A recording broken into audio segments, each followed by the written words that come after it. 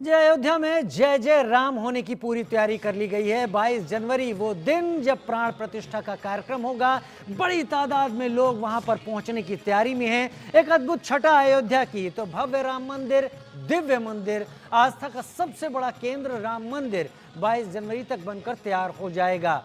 उस वक्त पूरे देश में एक अलग माहौल होगा। अयोध्या को किसी दुल्हन की तरह सजाया जा रहा है। इन रामलला की 3 शिलाएं बनाई जा रही हैं। इनमें से एक शिला मंदिर के गर्भगृह में स्थापित की जाएगी, जो रामलला के बाल रूप को दर्शाएगी। प्राण प्रतिष्ठा के लिए शुभ मुहूर्त निकाला जा चुका है। अयोध्या से इंडिया न्यूज के editor in chief Rana Yashwant की खास रिपोर्ट देखिए।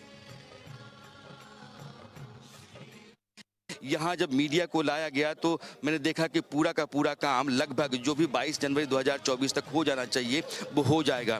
तो अब आपके सामने यह राम मंदिर है, भव्य राम मंदिर, दिव्य राम मंदिर, सनातन धर्म और आस्था का सबसे बड़ा केंद्र राम मंदिर। और यह अयोध्या, हिंदुस्तान के हर गांव, कस्बे, शहर से एक रास्ता चलता है जो अयोध्या तक आता है। अयोध्या का उल्लेख जिक्र अब घर घर में होने लगा है। और जैसे जैसे दिन आगे आते जाएंगे, 22 जनवरी की तारीख नज़दीक आ जाएगी, उसके बाद समूचे देश में एक अलग तरह का उल्लास रहेगा, पर्व जैसा माहौल होगा। और यह पूरा का पूरा मंदिर जो है वो रोशनी से नहा जाएगा, सुंदरता में डूब जाएगा और यहाँ रामलला की मूर्ति विराजित होगी। मैं आपको बताऊं कि 3 मूर्तियों पर, 3 शिलाओं पर काम चल रहा है और उन शिलाओं में से जो भी एक शिला चुनी जाएगी वही गर्भगृह में स्थापित की जाएगी। शर्त ये है कि वो मूर्ति जो भगवान राम के बाल रूप की हो, तो उस पर जो कोमलता है एक बालक की वो होनी चाहिए और देवत्व वाला भाव, यह दोनों होना चाहिए। तो इन दोनों आधार पर जो भी मूर्ति चुनी जाएगी उसी को गर्भगृह के भीतर स्थापित किया जाएगा। अब जो समय है वो है 22 जनवरी को 12:29:08 से लेकर के 12:30:32 तक, यानी कि 84 सेकंड का जो समय है, यह कालखंड जो है वह उस अनुष्ठान का है जिसको हम प्राण प्रतिष्ठा कहते हैं। और यह समय अलग से निकाला गया है, यानी कि जब भारतीय परंपरा, सनातन परंपरा में ग्रह नक्षत्र देखे जाते हैं और समय निकाला जाता है तो यह मृगशिरा नक्षत्र के दौरान का समय है। मृगशिरा नक्षत्र 27 नक्षत्रों में से एक नक्षत्र कहा जाता है और हर नक्षत्र का एक ग्रह मालिक होता है। तो मृगशिरा का ग्रह जो है वो मंगल मालिक होता है। तो सबसे पुण्य और शुभ घड़ी में भगवान रामलला की मूर्ति की प्राण प्रतिष्ठा होगी और वो वहाँ विराजमान हो जाएगी। तो मंदिर एक तरीके से पूरा है। और 22 जनवरी 2024 के बाद जब कभी भी आप अयोध्या आएंगे तो आप रामलला के दर्शन कर सकेंगे। तो एक लंबी लड़ाई जो 500 वर्षों की चलती रही है, लगभग 76 बड़े संघर्ष हुए उस लड़ाई को लेकर के। 2019 में सुप्रीम कोर्ट का फैसला आता है, 2020 में राम मंदिर बनने का काम शुरू होता है और 2024 22 जनवरी तक मंदिर बन जाएगा, भगवान रामलला की प्राण प्रतिष्ठा हो जाएगी। तो यह 500 सालों की जो प्रतीक्षा है वो पूरी हो जा रही है और उसी के चलते यहाँ लोगों की आवाजाही लगातार बढ़ती चली जा रही है। आप अयोध्या में आएंगे तो हर सड़क, नुक्कड़, चौराहे पर, गली कस्बे में आपको लोगों की एक जमात दिखती है जो रामलला की खातिर आते हैं, इस मंदिर को देखने की खातिर आते हैं। और पहले जो लोग आते थे उनकी तादाद अब कई गुना बढ़ गई है। इसलिए अयोध्या की शक्ल सूरत बदल गई है, अयोध्या का रंग रूप निखर आया है। जैसे मंदिर लगातार निखरता चला जा रहा है और अयोध्या एक नए रंग में आ रही है। सनातन परंपरा जो सदियों, हजारों साल पुरानी गौरवशाली भव्य परंपरा है, उस परंपरा का जो मूल तत्व है वो धर्म है, सनातन है। और उस सनातन धर्म और अध्यात्म का जो मूल स्वरूप है वही राम मंदिर है अयोध्या के भीतर, जो अभी आप देख रहे हैं। प्रभु श्री राम की नगरी अयोध्या पहुंचने वालों का तांता लगा है। हर दिन देश के कोने कोने से हजारों लोग रामलला के दर्शन करने पहुंच रहे हैं। हमारे सहयोगी अनिल मिश्रा ने मुंबई से अयोध्या पहुंचे पंडित राजेश मिश्र से खास बातचीत की। पंडित राजेश मिश्र पिछले 40 साल से भक्ति संगीत से जुड़े हैं और वो भक्ति संगीत के माध्यम से कन्या पूजन, नशा मुक्ति और भ्रूण हत्या रोकने के लिए लोगों को जागरूक करने का काम भी करते हैं। पंडित राजेश मिश्र ने कहा कि अयोध्या आकर बहुत खुशी हो रही है। ऐसा लग रहा है कि अब सनातन संस्कृति का वैभव लौट आया है। भगवान श्री राम की नगरी, जहां पर भक्ति की गंगा बहती है, आस्था की गंगा बहती है, पूरी अयोध्या को दुल्हन की तरह से सजाया जा रहा है, क्योंकि वो वक्त बहुत करीब है जब रामलला अपने गर्भगृह में विराजमान होने जा रहे हैं। ऐसे में हमारी मौजूदगी है कारसेवकम में, जहाँ पर हमारे साथ मौजूद हैं पंडित राजेश मिश्रा जी, जो कि मुंबई की सरजमी से चलकर आए हैं और यहाँ के जो महासचिव हैं चंपतराय जी से मुलाकात करने आए हैं। उनसे जानेंगे कि क्या खास है मुलाकात में और अयोध्या आकर आपको कैसा लगा? बहुत-बहुत स्वागत है आपका। अयोध्या आके ऐसा लग रहा है कि अब सनातन संस्कृति का वैभव लौट आया है।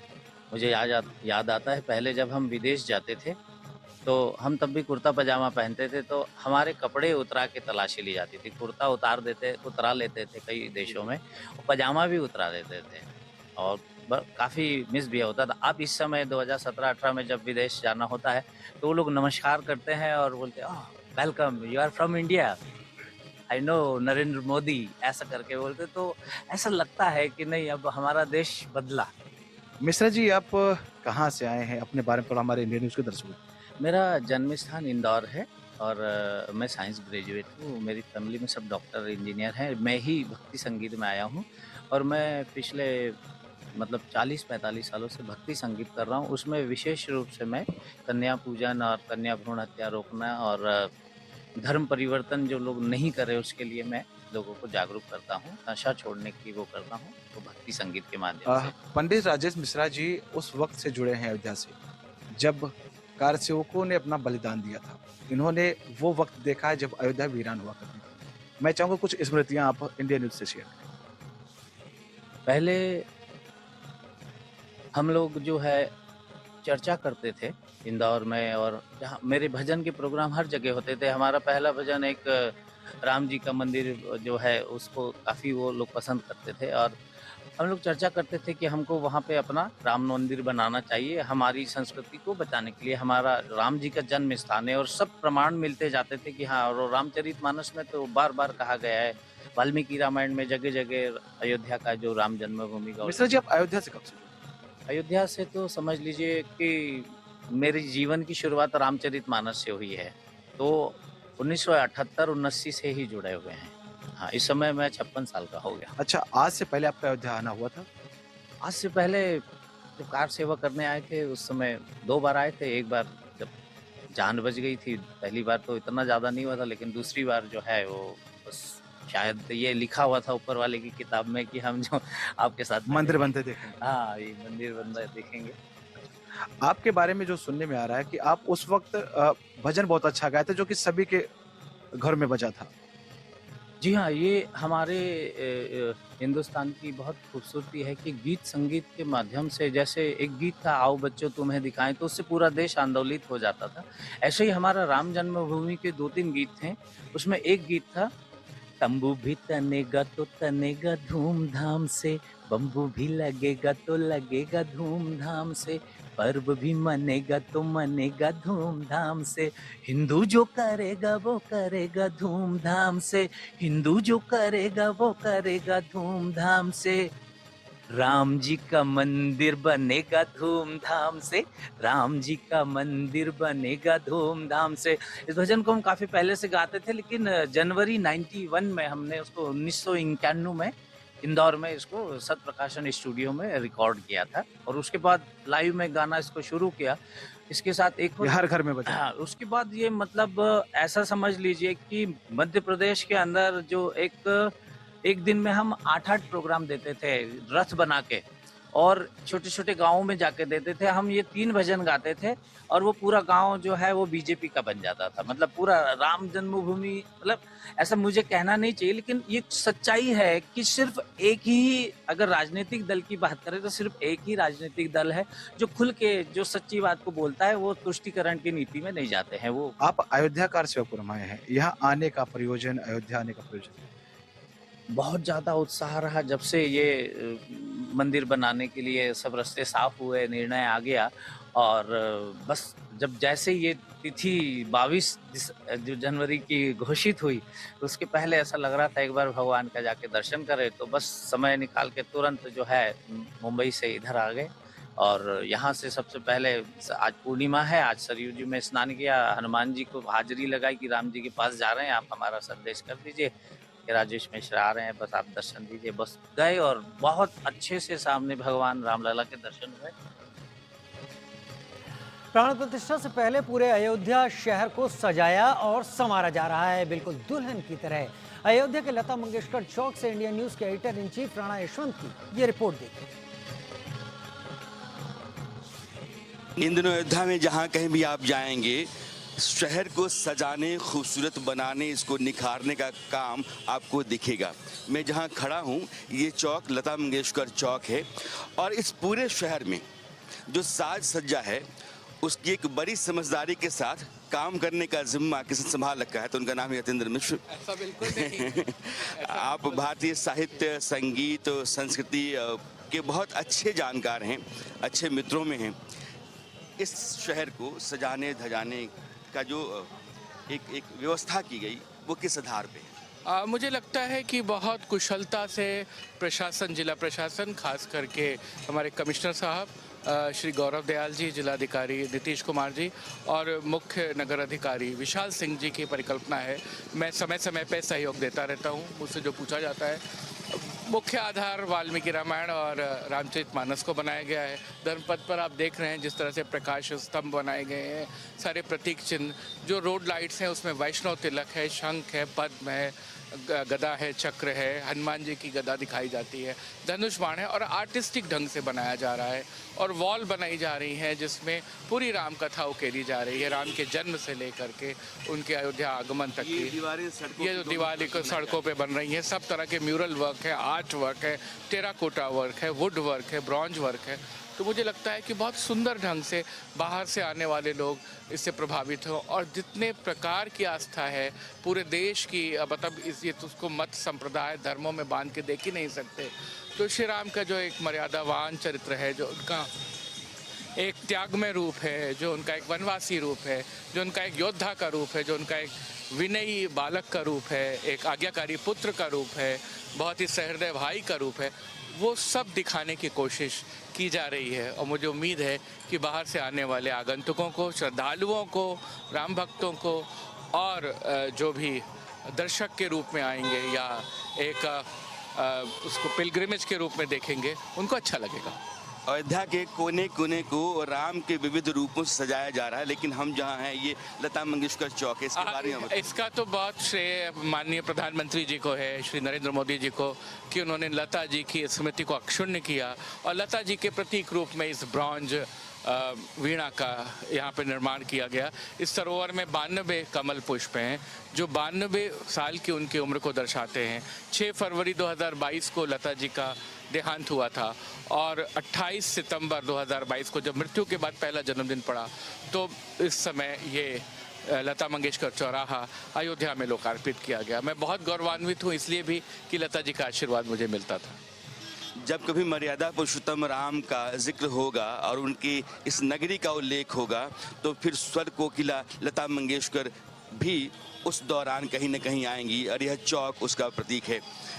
यतीन भाई, आपने बात की, आपने इतना कुछ कहा, चलते चलते मुझे लगता है कि अगर कुछ विशेष रह गया हो आपको बताना तो मेरे दर्शकों को बताइए ज़रूर आप। मुझे लगता है कि अयोध्या में पधारें, अयोध्या आएँ, अयोध्या में राम जी के विविध रूपों को देखें, भगवान रामलला के प्रति आस्था रखते हुए वैसे ही नैतिक, ईमानदार, कर्तव्यपरायण बनने का हर व्यक्ति, नई पीढ़ी कोशिश करे, यही उम्मीद करता हूँ।